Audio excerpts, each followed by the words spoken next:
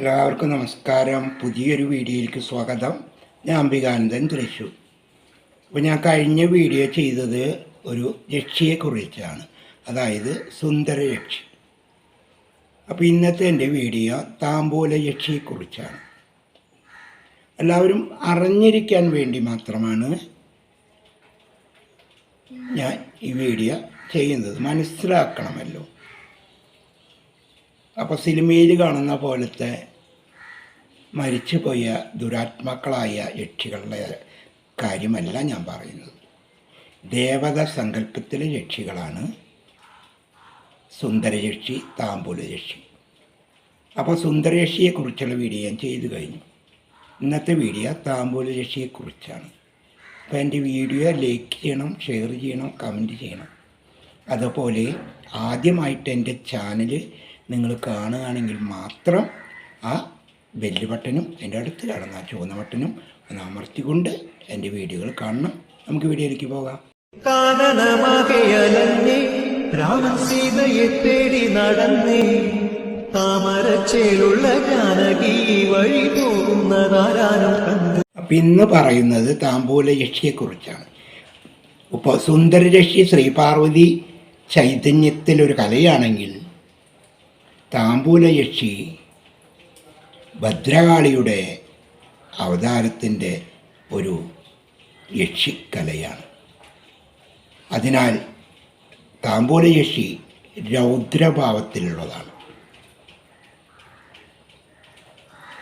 കോപിഷ്ടിയായ രൂപം, അയച്ചിട്ട തലമുടി, ചുവന്ന വസ്ത്രമാണ് താംബൂലയക്ഷിക്ക് അണിയിക്കുക. അതായത് അല്പവസ്ത്രം, ഈ മുലക്കച്ച പോലത്തെ ഒരു ചുവന്ന വസ്ത്രം, അതുപോലെ തന്നെ മുട്ടിനോടൊപ്പം നിൽക്കുന്ന ഒരു ചുവന്ന വസ്ത്രം, അങ്ങനെ നേരിയ ഒരു വസ്ത്രം, ആഭരണങ്ങൾ, അയച്ചിട്ട മുടിയിൽ പാലപ്പൂമാല, പിന്നെ കുത്തുവിളക്ക് കയ്യിൽ പിടിച്ച് നിൽക്കുന്നതായിട്ട്. കുത്തുവിളക്കെന്ന് പറഞ്ഞാൽ നമ്മൾ ഭഗവതിമാരൊക്കെ എഴുന്നള്ളിക്കുമ്പോൾ മുന്നിൽ ആനേനൊക്കെ എഴുന്നള്ളിക്കുമ്പോൾ മുന്നിലൊരു വിളക്ക് പിടിക്കില്ല, അതാണ് ഈ കുത്തുവിളക്ക്. ഈ കുത്തുവിളക്കും പിടിച്ച് നിൽക്കുന്ന ഭാവത്തിലാണ് താംബൂലയക്ഷിയുടെ രൂപം. നല്ല രൗദ്രഭാവമാണ്. ദ്രാഷ്ട്രങ്ങൾ, അതായത് ഈ തേരട്ടപ്പല്ലുകൾ 2 ഉണ്ട്, വിടർന്ന കണ്ണുകൾ, അങ്ങനെ മൊത്തത്തിലൊരു രൗദ്രഭാവത്തിൽ നിൽക്കുന്നൊരു യക്ഷിയാണ് താംബൂലയക്ഷി. ഈ താംബൂലയക്ഷിയെ സേവ നടത്തുന്നത് കൊണ്ട് വന്നു കിട്ടുന്നതായിട്ടുള്ള അനുഗ്രഹം എന്താണെന്ന് വെച്ചാൽ, നമ്മളുടെ പൂർവികരായി ഉണ്ടാക്കി വെച്ചിട്ടുള്ള സ്വത്തുകൾ നഷ്ടപ്പെടാതെ ഈ യക്ഷി അതിന് കാവൽ നിൽക്കും. അതേ പ്രകാരം തന്നെ ഈ യക്ഷിയെ ആരാധിക്കുന്നവർക്ക് ശത്രുബാധ ദോഷങ്ങളൊന്നും ഏൽക്കാതെ ഈ യക്ഷി നമ്മളെ പിന്തുടർന്നു കൊണ്ട് നിൽക്കും. എല്ലാ യക്ഷികളുടെ പോലെ തന്നെ ഈ യക്ഷിക്കും ഇളനീര്, പാൽപ്പായസം, ശർക്കര പായസം, അതേപോലെ വറപ്പൊടിയിലൊരു വ്യത്യാസം എന്ന് വെച്ചാൽ, സുന്ദരയക്ഷിക്ക് വറപ്പൊടി ഉണ്ടാക്കുമ്പോൾ നാളികാരം ചിരകിയതും ശർക്കരയുമാണെങ്കിൽ ഇവിടെ മാറ്റമുണ്ട്. താംബൂലയക്ഷിക്കുള്ള വറപ്പൊടിയിൽ കുരുമുളക് പൊടി ചേർക്കണം എന്നാണ്. അങ്ങനെയാണ് വറപ്പൊടി നിവേദിക്കേണ്ടത്. പിന്നെ താംബൂലം, അങ്ങനെ വേണ്ടതായിട്ടുള്ള എല്ലാ നിവേദ്യത്തോടു കൂടി ഭഗവതി നമുക്ക് തൃപ്തിപ്പെടുത്താം. ഭഗവതി പെട്ടെന്ന് പ്രസന്നയാകും. ഭഗവതിയെ ഉപാസിക്കേണ്ടത് ബ്രഹ്മചാരികളായിരിക്കണം. അവരിലാണ് യക്ഷികൾ പെട്ടെന്ന് പ്രസന്നയാവുക. പിന്നെ കൃത്യനിഷ്ഠകൾ വേണം. യക്ഷിസേവ ചെയ്യുന്നവർക്ക് കൃത്യനിഷ്ഠ വേണം. ഇത് പിന്നെയാവാം, അത് പിന്നെയാവാം, അങ്ങനെയില്ല. യക്ഷിയെ സേവ ചെയ്യുമ്പോൾ അത് കൃത്യനിഷ്ഠയോടുകൂടി ചെയ്യണം. എങ്കിൽ മാത്രമേ അനുഗ്രഹം ഉണ്ടാവുള്ളൂ. അല്ലെങ്കിൽ വിപരീത ഫലങ്ങളായിരിക്കും വന്നു ചേരുക. അതുപോലെ യക്ഷിയെ സേവിക്കുന്നവർക്ക് മനക്കരുത്ത് വേണം, നല്ല ധൈര്യമുള്ളവരായിരിക്കണം. മനസ്സിലാവണുണ്ടോ?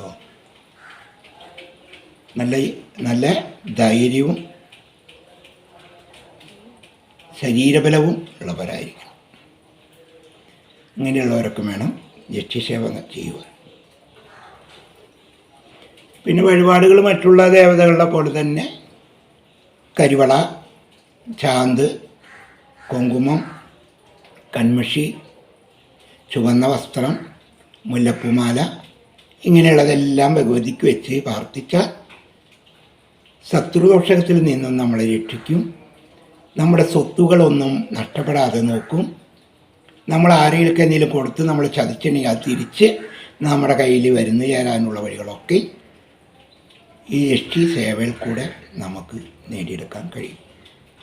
ഇത്തരത്തിലുള്ള യക്ഷികൾ കുടിവെച്ച് ആരാധിക്കുന്നിടത്ത് ഭക്തന്മാർക്ക് പോയി പ്രാർത്ഥിച്ചാലും ഇപ്രകാരമുള്ള വഴിപാടുകളെല്ലാം വെച്ച് പ്രാർത്ഥിച്ചാൽ ഈ പറഞ്ഞിട്ടുള്ള ഗുണങ്ങളെല്ലാം ഭക്തർക്കും വന്ന് ചേരുന്നതാണ്. അപ്പോൾ ഇതൊക്കെയാണ് താമ്പൂല യക്ഷിയെക്കുറിച്ചുള്ള വിവരണം. പിന്നെ കൂടുതൽ വിസ്തരിച്ച് അവിടേക്ക് പോയി ഇവിടേക്ക് പോയി ആ മൂലയിൽ തിരിഞ്ഞ് ഈ മൂലയിൽ തിരിഞ്ഞൊന്നും വരാൻ സമയമില്ല. എൻ്റെ വീഡിയോ കൊച്ചു വീഡിയോകളാണ്. അതിലൊതുങ്ങി മറ്റുള്ളവർക്ക് സാധാരണ മക്കൾക്ക് എല്ലാം കലക്കി കുടിച്ചിരിക്കുന്നവർക്കല്ല, സാധാരണ മക്കൾക്ക് മനസ്സിലാവുന്ന വിധത്തിലാണ് എൻ്റെ ഓരോ വീഡിയോകളും. ചുരുക്കി പറയേണ്ട കാര്യങ്ങൾ പറയുക. അല്ലാണ്ട് എന്തെങ്കിലും വിട്ടുപോയിൻ്റെ അതിൻ്റെ പാല് പിടിച്ചിട്ട് അതില്ല എങ്ങനെയാണ് ഇതില്ല എങ്ങനെയാണെന്ന് പറഞ്ഞ് എൻ്റെ വീഡിയോ അടിച്ചുവിട്ടിൽ ഒരാളും വരണ്ട, കമൻറ്റ് ചെയ്യുക. മനസ്സിലായോ? ഇതൊരു കൊച്ചു വീഡിയോ ആണ്. അതിൽ ഒതുങ്ങുന്ന പ്രകാരം അറിവില്ലാത്ത എൻ്റെ മക്കൾക്ക് അറിവ് പകർന്നു കൊടുക്കുകയാണ്. അല്ലാണ്ട് എല്ലാം കലക്കി കുടിച്ച് ഞാൻ മകാനാന്ന് പറഞ്ഞിരിക്കുന്നവരൊന്നും ഈ വീഡിയോ കണ്ടിട്ട് അഭിപ്രായം ഇടാൻ വരണ്ട. മനസ്സിലാവുന്നുണ്ടോ? അപ്പോൾ പുതിയൊരു വീഡിയോ ആയിട്ട് വരാം. അതുവരെ എല്ലാവരും സുഖസന്തോഷമായിരിക്കും.